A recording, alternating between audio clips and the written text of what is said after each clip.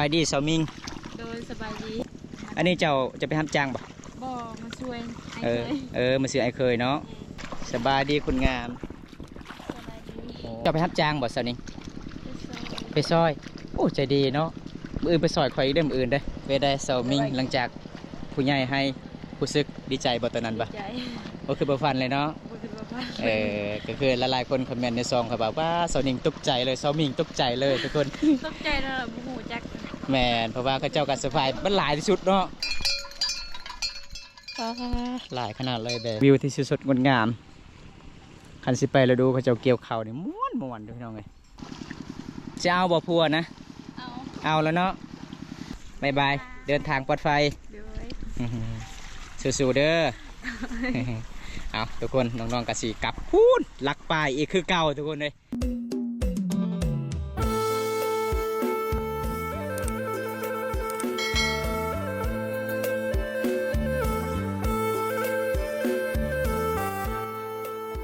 สบายดีบรรยากาศน้ำแรงนะตอนนี้บอมตาอยู่ที่ในทุ่งนาบ้านตะเลงทุกคนบอมตาก็จะได้ไปพยายามสาวนิ่งก่อน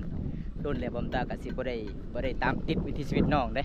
จะได้บอมตากสีพา FC ไปติดตามรับชมทั้งกันเลยทุกคนว่าโซนนี้เขาเจ้ากะมีแต่ไปดำหน้าตลอดเลยทุกคนเลยแนมเบื้องทางนี้มีแต่ภูเขาเลยเขตหมู่บ้านนี่ทุกคน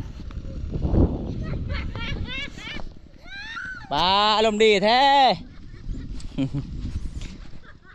มีทุ่งนาเลยในเบื้องตะพุ่งมีแต่เต็มภูเขาเลยทุกคนเมื่อนี้หลังจาก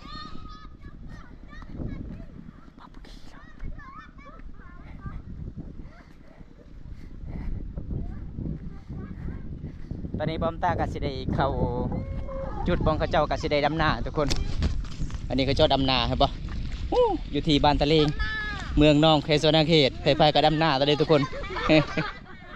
อารมณ์ดีขนาดเลยป้าผู้สาวล่าเลยทุกคนนาซิเมนทั้งนั้นสาวนิ่งดำนาทุกคนเดี๋ยวบอมตากะสิไปเลาะพา FC ไป FC ไปรับชมวิถีชีวิตน้องทุกคนวันนี้น้องกะสิไปรับจ้างหรือบ่เด้อเบิ่งทงหน้าก็โคตรใหญ่เลยทุกคนเลยหมู่บ้านเขาเจ้าตั้งทั้งพูนพี่น้องหมู่บ้านเลยแต่นี่หาหมู่บ้านก็ประมาณลักปลายทางนี้เขาเจ้าก็สิดำนาบรรยากาศอยู่ที่ทงหน้าบ้านตะเลงเมืองนองเขตโซนเขต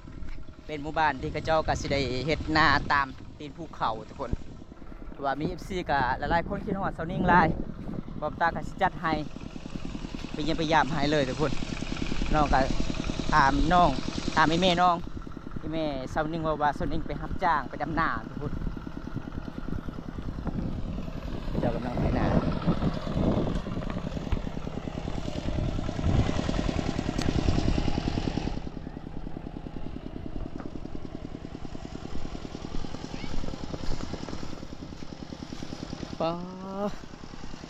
ทงนาเขาเจ้ามีที่ใหญ่เลยทุกคนเลยไฮนามีที่คนใหญ่เลย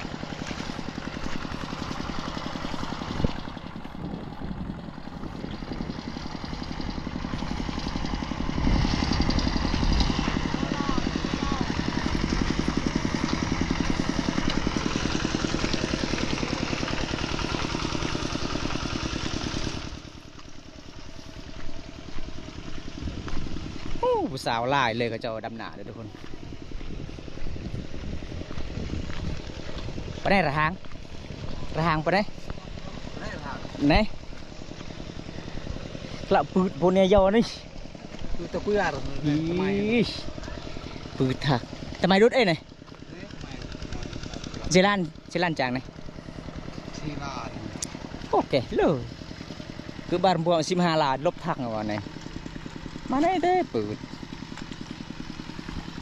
กบเลยเนี่ยละกบเหนือลำเพื่อเนี่ยทำไมมันคิดยังจะให้เบิ้ลตะบารกมอง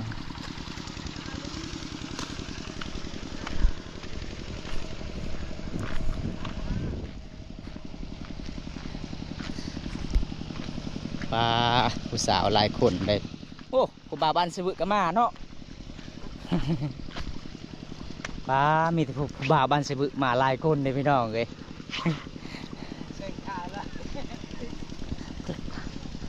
รู้ไหนล่ะเลยเดิน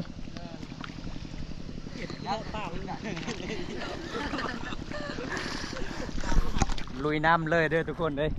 เพื่ออยากไปเบิ่งวิถีชีวิตผู้สาวบ้านตะลิงมันเป็นเรื่องง่ายเด้อันนี้ผู้สาวอันนี้นะบ่แม่นผู้บ่าวผู้สาวอันนี้นะแต่เพิ่นได้เมียแล้ว บายดีสาวมิง โดยสบายดี โอ้ข่อยไปเยี่ยมไปยามหอเดือนเจ้าแล้วน้องเจ้าตัวข่อยว่าเจ้าไปเล่นเฮือนหมู่เขาเว้านะ บอมกินเลยนะ แม่นอันนี้เจ้าจะไปทำจ้างบ่ บอมาช่วยไอ้ เอ เค อย มาซื้อไอ้เคยเนาะโอ้อันนี้คือผู้สาวเด้อทุกคนอันนี้คือสาวมิงเดี๋ยวผมตักอ่ะสิไปทักทายสาวนิ่งสาวนิ่งกับสาวมิง สบายดีคุณงาม สบายดี โอ้เอาบอมตาก็คือเมื่อนี้ก็สิไปเยี่ยมไปยามผู้สาวเลยทุกคนหลายๆคนเลยเบาแก่บริษัท5เจ้าบ่น้อง เลยพี่ลิ้น อ๋อบริษัทไปลินเนาะโอ้ความพันเจ้าก็คือมันสีมาแล้วตอนนี้นะ ข่อยก็เลยไปท่าเจ้าตลอดเลยก็คือทีมงานบอมตากะยานติดภารกิจหลายทุกคนมื่อนี้เฮากะอยากไปสะพานบุญให้พวกนี้ใจดีเพราะว่าสื่อน้องหงซีเข่าทุกคนแต่ทีมงานบอมตากะติดภารกิจในเมืองนองเพราะว่าทอนเงินมันสาทุกคนก็เลยบอมตากะสิเดินทางก่อนทุกคนน้องว่าตอนนั้นจะได้หงซีเข่าเจ้าไปรับจ้างบ่สาวนี้ไปซอยโอ้ใจดีเนาะมืออื่นไปซอยข่อยอีกได้อมืออื่นได้อ สาวนิ่งกับสาวมิงนะทุกคนก็แม่นพี่น้องกันแต่ซื้อขายกันไวแล้วเนาะผู้สาวอยู่ไกลๆเด้ อันนี้เอาเมียพุ่นแหละมึงตำลาดเด้ทุกคนไม่เรื่องง่ายเด้เมียเพิ่นเด้ทุกคนเด้ ผู้สาวหลายๆคนเลยดำนาเป็นตะม่วนได้พี่น้อง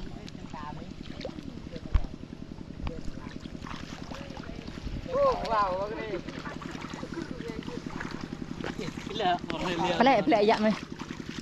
ติดเลย ปืนมุกกูเนี่ย เอตอน ตอดcái đè là dầu cái cái là giờ bắt đầu mới tốt là nè nhà cái in cái lờ này cái đấy này mới hớp hệ kia đi thì sự tương này ôn sao dạ đại dạ mà ta dạ cọp sao ra này sao ô sao lại đây tụi con sao nàng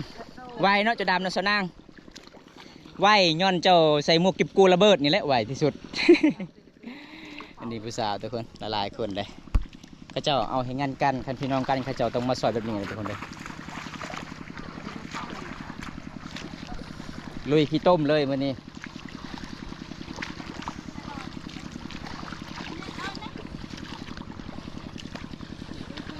ขนาดจูบ่เนจู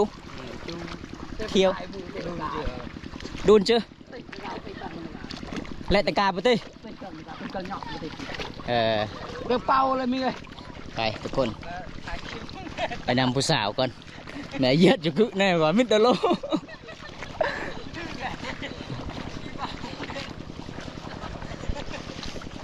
จูchơi bị riêng chăn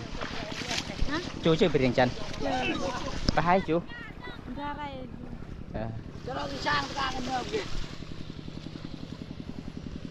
เอาตัวนี้คือเขากาเบิดแล้ว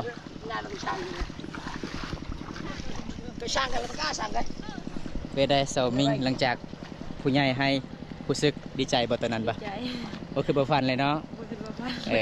ก็คือหลายๆคนคอมเมนต์ในซองเขาบอกว่าเซานิงตกใจเลยเซามิงตกใจเลยทุกคน ตกใจเลยบุหูจัก แมนเพราะว่าเขาเจ้ากับเซอร์ไพรส์มันหลายที่สุดเนาะบ้านเฮาก็คือมันหลายเด้ประมาณ1,000 บาททุกคนก็คือเงินเฮาคือมันหลายที่สุดเลยทุกคนเลยตอนนี้ก็คือนอกจากสิไปเอาข้าวกาบ่ข้าวกากะไก่เลยทุกคนเลยมื่อนี้บังเอิญที่พอผู้สาวบันตะเลงหลายคนมีแต่ไปดำหน้า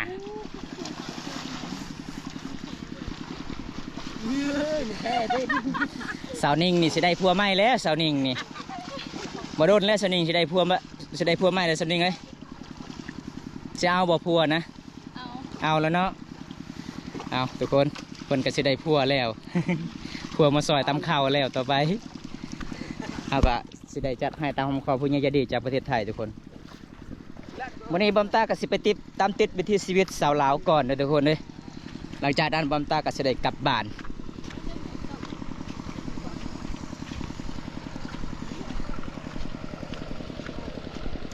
ได้จักให้มื้อนี้ส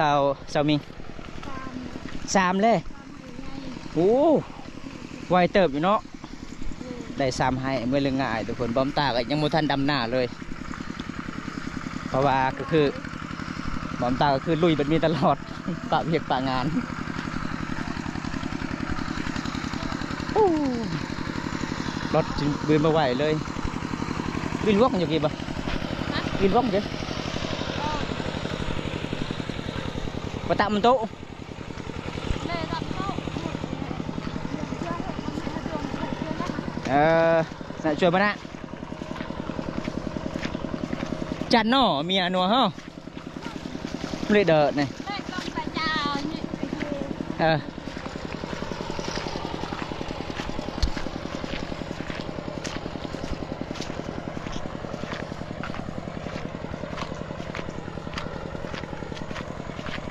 là quê kì là quê xí về lại là sao anh ấy ơi phải bị bể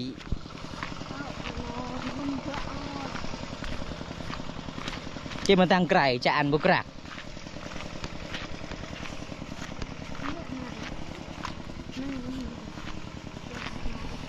còn bị này hôm cự nẹ dày dày sáng có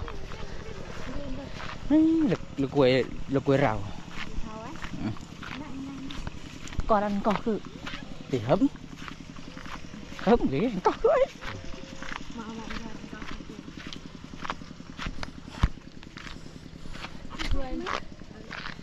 hả anh có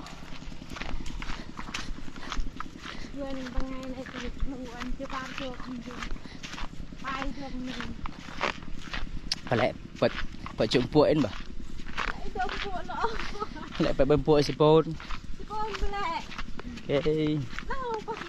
chắc nó phải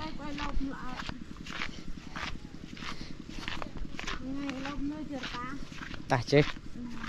nó bị skate tới chỗ hẳn ta nhé bị skate bơm tụ tao lọt giờ cái bờ lục cuối camera bọc là bờ lục cuối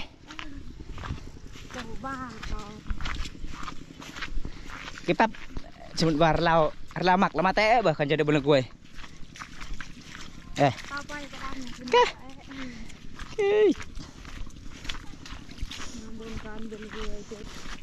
nó tah là quê nào nó mặn mày là ma té tahไว้แต่เอาขอโทษทุกคนเขาเอาภาษามากอกเลยพี่น้องน้องว่าตอนนี้โสดบ่มีไผจีบเลยหัวใจยังวางสาวนิ่งผู้มีผัวไปแล้วไปก่อนแล้วแต่ว่าอยากได้ผัวฝั่งไทยฝั่งลาวบ่มักได้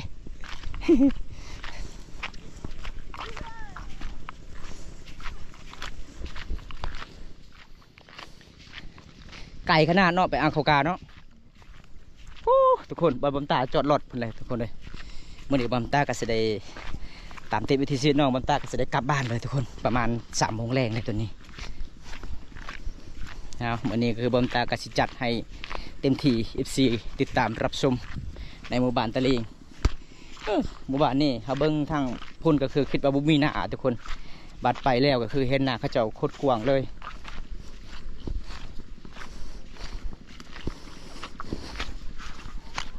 คันที่จ้างคนดำกับบุมีเนาะเขาเจ้ามีอยู่บ่ผู้สาวเป็นแบบผู้สาวมีหางลูกห่าอีกเอาเราเบาเป็นมีห้างแล้วเราเบาได้ลูกห่าแล้วเราเบานะเราเบาเลิกกับพัวแล้ว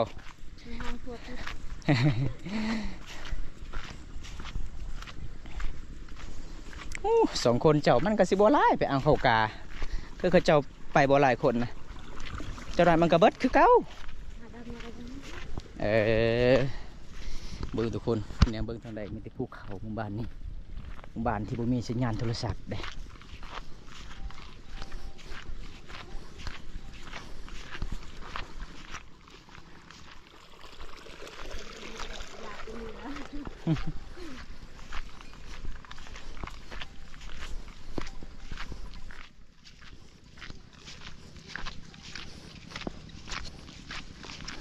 เพื่อสิหอบบอลจุดเขาเจ้าเอาเข้ากาบ่แม่นเรื่องง่ายเลยพี่น้องประมาณลักป่ายทุกคนมันลักป่ายหอย่าง บ้านนี้พุ่นแบบนี้นะ กูมีน้ำก็เลยเฮ็ดอยู่นี่ฮู้ทุกคนบ่มันตายอย่างบ่เป็นหดแจ่เลยโคตรไก่เลยสอน้อยหากันมาเป็นเลี้ยงแบะคักขนาดปลากระป๋องก็มีได้ หลายขนาดเลยแบะสาวน้อยทุกคน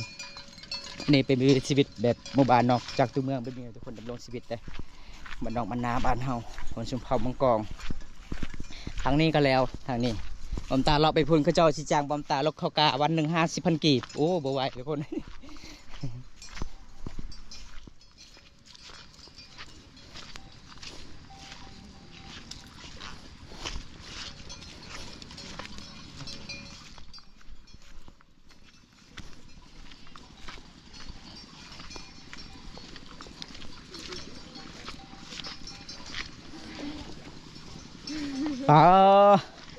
ฮอดเลยเนาะบัดนี้เนาะโอ้ข่อยย่างเกือบขาหักเลย จะเอาไปดีแล้วมันจะได้จะอินทาน ใส่เต็มรถผู้สาวเนาะ โอเค สอนิงว่าง่ายๆยกก็สบายมันเบา เบาอยู่ชิว ชิวๆมาบรรยากาศในหมู่บ้านนอนทุกคนม่วนหลายเลยธรรมศาสตร์วิวที่สดงดงามคันสิไปแล้วดูเขาเจ้าเกี่ยวเขานี่ม่วนพี่น้องเลยข้างๆไม่ที่ภูเขาเลยข้างๆนี่ภูเขาเบิดกันซอกไปพุ่นก็คืออองเกงลีนนะทุกคนเขาเจ้าตั้งบ้านตามนี้อันนี้จะเป็นติดภูเขาเขาเจ้าเห็ดหน้าเบิดเห็ดหน้าเห็ดไห้ทางนี้พี่น้องบ่เพราะว่าหน้าที่น้องน้ำพูดเจทางพุ่นส่วนหลายเขาเจ้าได้คันใหญ่สำนีตาใหญ่สำนีประมาณ4-5 ตากับมันได้หลายทุกคนประมาณ50 กระสอบ60 กระสอบ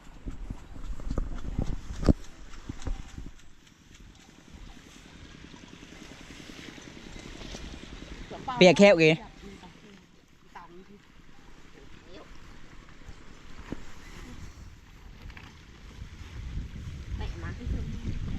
โอ้คือบ่หลายแท้เสาหนึ่งจังหน่อยมันก็เบิดอีก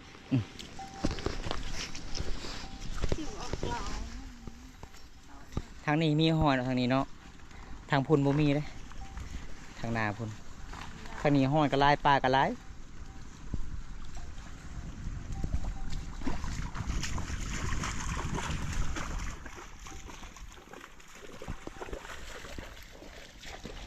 เนี่ยนี่ยศตังกาเนี่ยให้ตวงใจ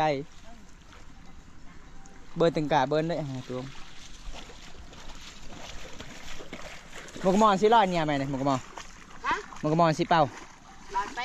180ว้าว180โอ้ทุกคน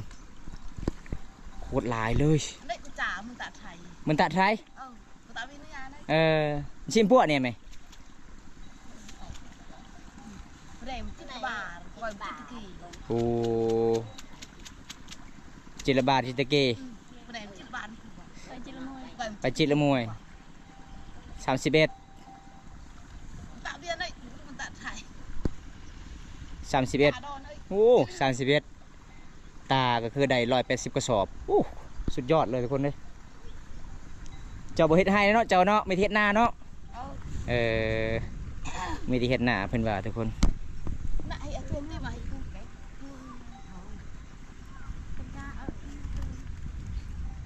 เจ้าก็ไปส่งให้งานบ่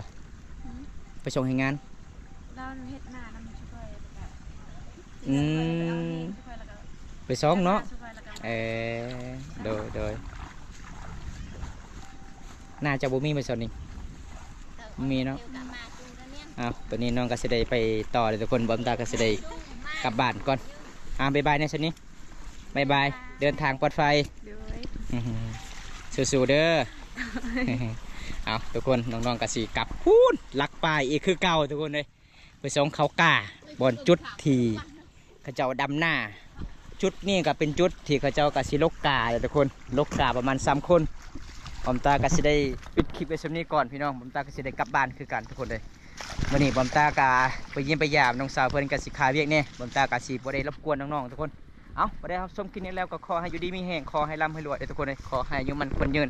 แต่ดีต่อไปพี่น้องตอนนี้เวลาประมาณ3 โมงแรงแล้วบอมตาสิเดินกลับบ้านก่อนคลิปหน้าพบกันใหม่โคกล่าวคำว่าสวัสดีครับไปกันเด้อบ๊ายบาย